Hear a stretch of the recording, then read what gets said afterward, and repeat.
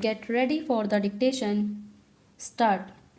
Mr. Vice Chairman, Sir, at the outset, I must express my thanks to the honorable members on both sides of the House who have participated in the discussion on the 10th 5-year plan document. Honorable members will very kindly appreciate that within the short time at my disposal, it will not be possible for me to clarify all the points which they have raised during the course of the discussion. I am going to confine my remarks to certain important aspects of the discussion, though I have taken note of almost all the points which honorable members made during the course of the discussion.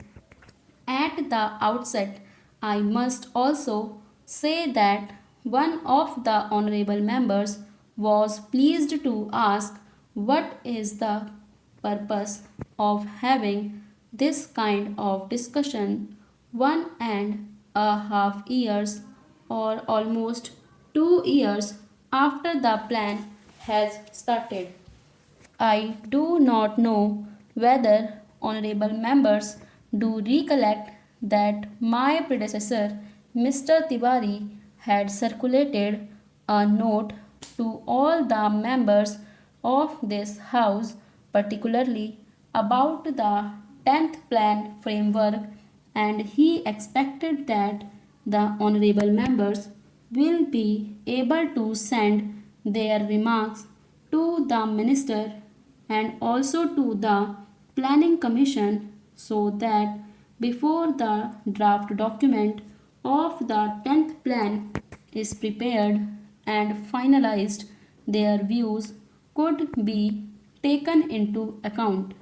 How many members sent this kind of information is a matter which I will have to inquire into, but that exercise was gone into, and now the plan was finalized in February 2001, and thereafter we have taken the earliest possible opportunity to see that the plan is discussed in both the houses. Sir, I am aware of the fact that the international situation and also the internal situation in which this 10th 5-year plan has been finalized will definitely have some kind of an impact on the plan document as it was prepared and how we will be succeeding in trying to avoid the adverse effects it might have on the achievement of the physical targets that we have set for ourselves at the end of the 10th 5-year plan. Sir, there are 3 points which we mentioned by all the honorable members. The first was that the plan was prepared with 1999 to 2000 as the base year, and thereafter there has been a price rise of a considerable order.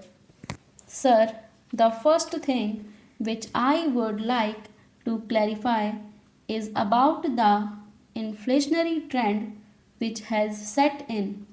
One of the honorable members, Sri Shankar Ghosh, a very experienced member of this house who had also been in the planning commission and knows the intricacies of how the things are being worked out, has been pleased to state here that the rate of inflation is very high, and added to that the balance of payments position is going to be very bad compared with the percentage that we have worked out for the 10th plan as a whole for imports for the first year, the import bill has risen very high.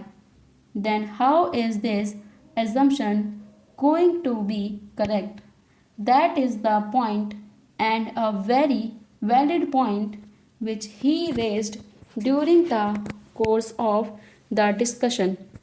Sir, he also mentioned about the Honorable Finance Minister making his speech at Kanpur, wherein he seems to have made a reference that a little inflationary trend is a kind of a stimulant to the economy. Sir, the inflationary trends we cannot view in isolation. Honorable Sri Shankar Ghosh will definitely agree with us that there are two factors which will have to be taken into account. The first factor is the international situation which is now obtaining. Secondly, whether we like it or not, we have to import the oil products. If they are to be imported, can we take a serious view of the situation? That is a thing which I am sure most of the honorable members there will be able to appreciate. The second aspect is why is it that we have such a high import bill in 2000 to 2001 when the plan itself commenced and when we were talking in terms of 9% immediately in the very first year it jumped.